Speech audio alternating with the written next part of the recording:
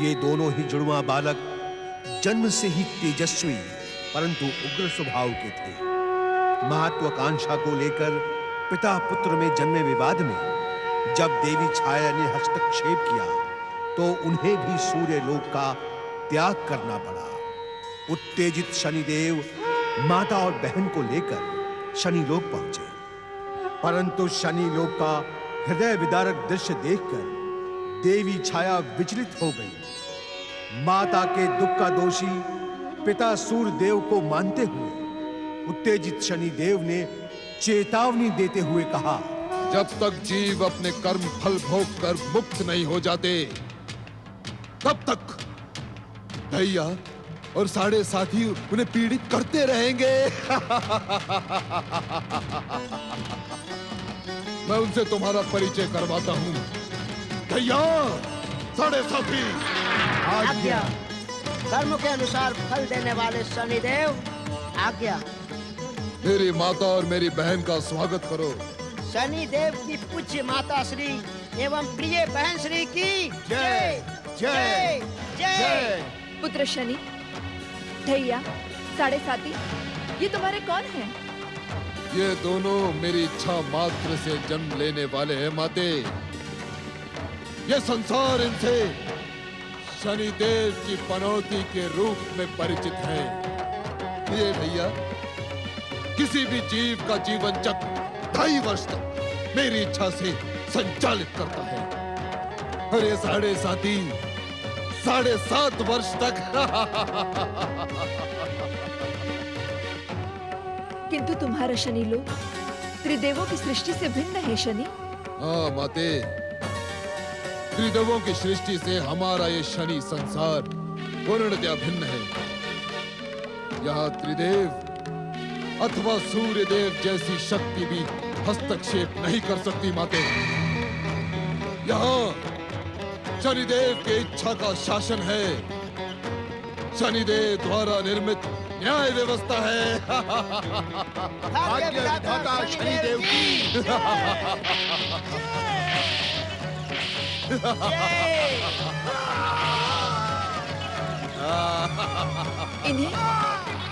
इन्हें अकारण पीड़ित क्यों किया जा रहा है पुत्र? माता, इन पर प्रहार अकारण ही नहीं किया जा रहा। आप इनकी दुष्टता से परिचित नहीं हैं। धृष्टता कैसे पुत्र? इन प्राणियों ने अपने जीवन में शनि की दशा आने पर कर्म करना ही छोड़ दिया माते, और शनि देव को दोष देना प्रारंभ कर दिया। ऐसा क्यों पुत्र? शनि देव के भय के कारण माते। ये मूर्ख समझते हैं कि शनि की दशा जीवन चक्र में आने पर सर्वनाश होगा। क्या ये सत्य है भ्राताश्री? असत्य, घोर असत्य। कर्म की पूजा करने वालों पर शनिदेव कदापि रुष्ट नहीं होते, अपितु शनिदेव उन्हें सफलता के शिखर पर पहुंचा देते हैं। किंतु ये मूर्ख शनिदेव की महानता से परिचित होने के इच्छुक ही नहीं हैं। इसी कारण इन्हें इतने भयानक अत्याचारों का सामना करना पड़ रहा है।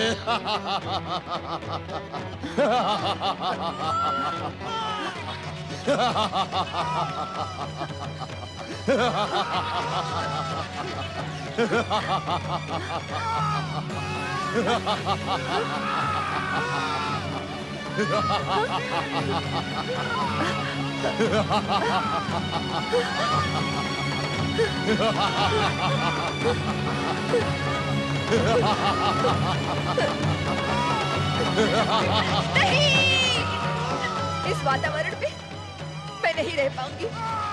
शनि, मैं यहाँ नहीं रह पाऊंगी, नहीं रह पाऊंगी। हमें छोड़कर ना जाओ माते। नहीं तपती, नहीं। इसके अतिरिक्त हमें किसी का आश्रय नहीं है माते। जगत के मूलाधार जगदीश्वर विष्णु का तो आश्रय है। माते, मुझे छोड़कर मत जाओ माते, लौट आओ। असंभव पुत्र, असंभव। माते, माते, माते, माते, मुझे छोड़ के ना जाओ माते, माते, माते। मुझे छोड़ के न जाओ माते, न जाओ माते, माते, मुझे छोड़ के न जाओ माते, माते, मुझे छोड़ के न जाओ माते, माते।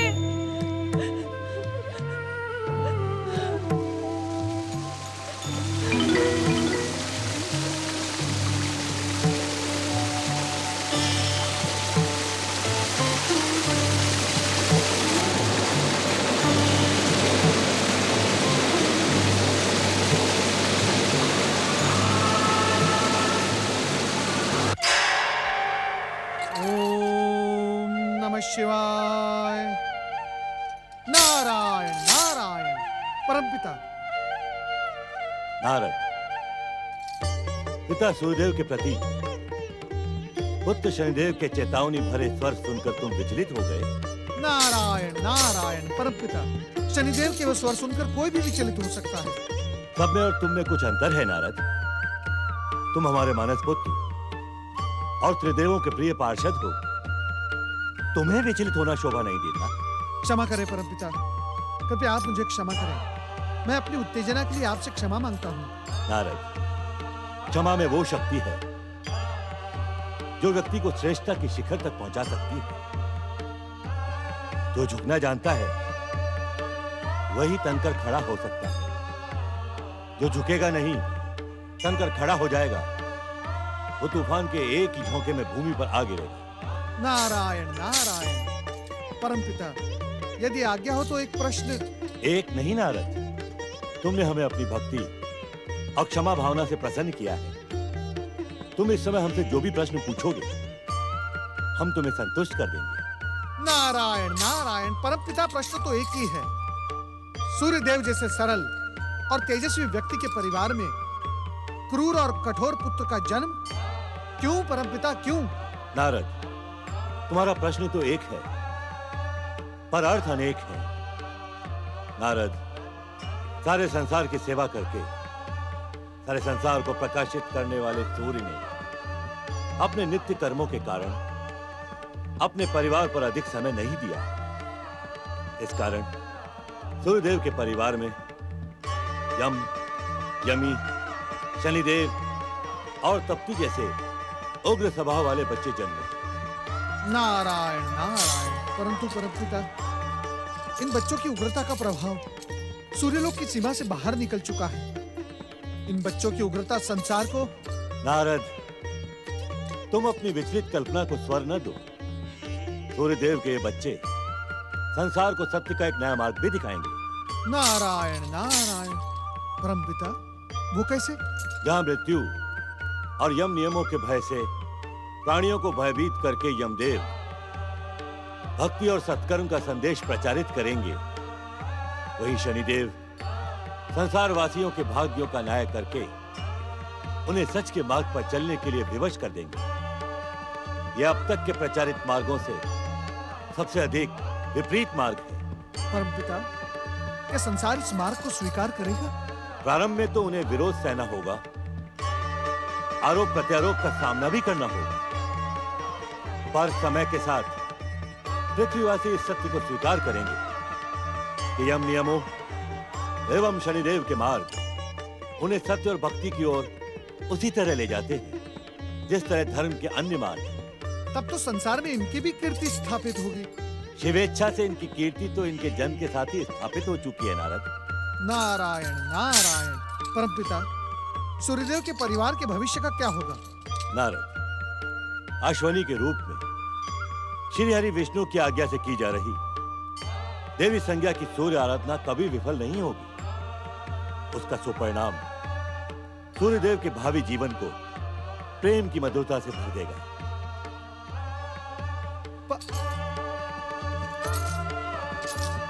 ओम नमः शिवाय। ओम आदित्याय नमः। ओम आदित्याय नमः। ओम आदित्याय नमः। ओम आदित्याय नमः। ओम आदित्याय नमः। ओम हरि ओम। ओम आदित्याय नमः। ओम आदित्याय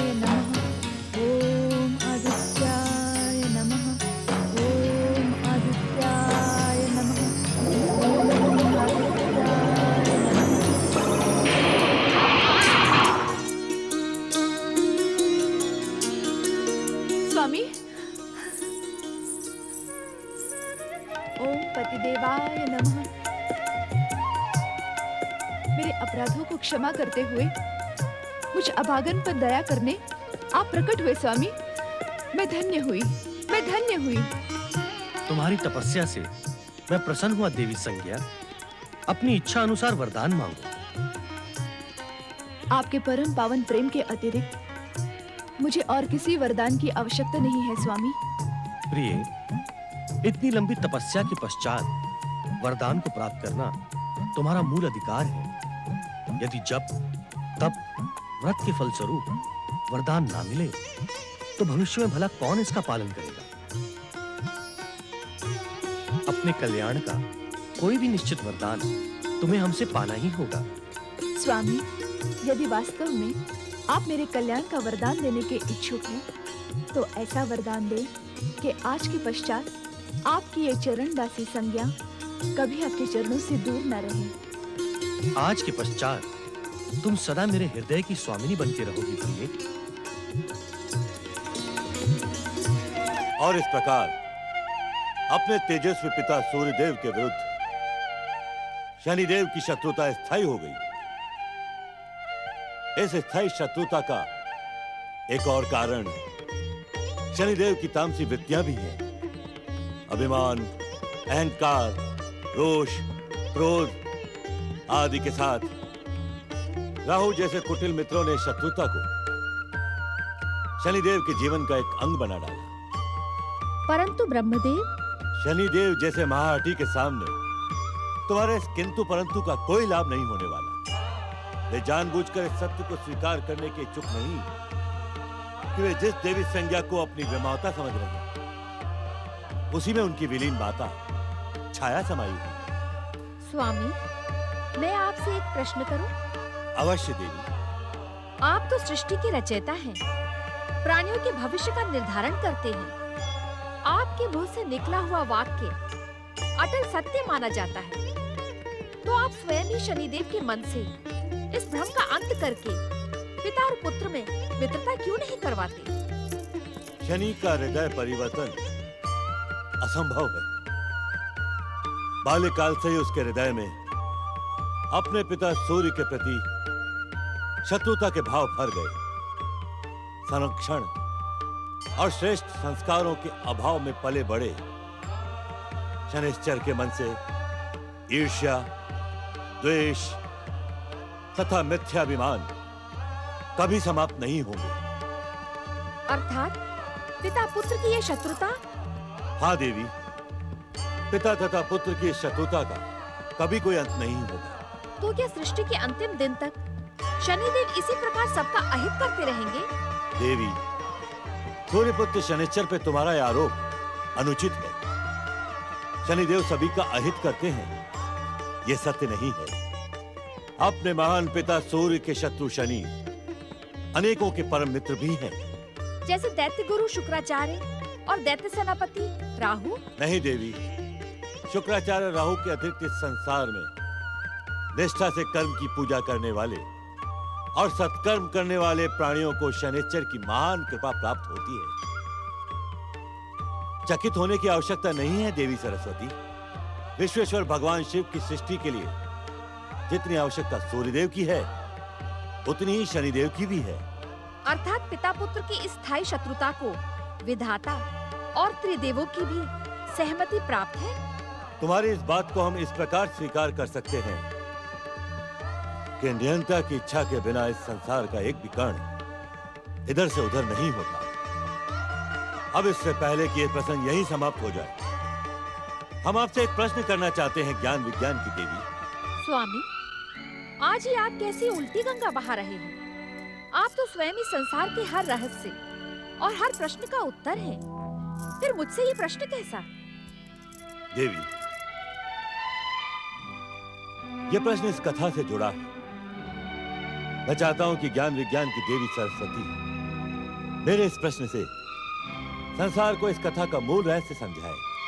यदि ये प्रश्न संसार के कल्याण से जुड़ा है, तो मैं अवश्य इस प्रश्न का उत्तर देने का प्रयास करूंगी स्वामी। मैं तुमसे केवल इतना पूछना चाहता हूँ देवी कि तुम इस कथा से संसार को क्या समझाना चाहती हो? केवल इतना ही स्वामी कि जहाँ पर प्रेम और समर्पण हो, वहाँ पर शंका आशंका की सभी संभावनाओं को त्याग देना चाहिए।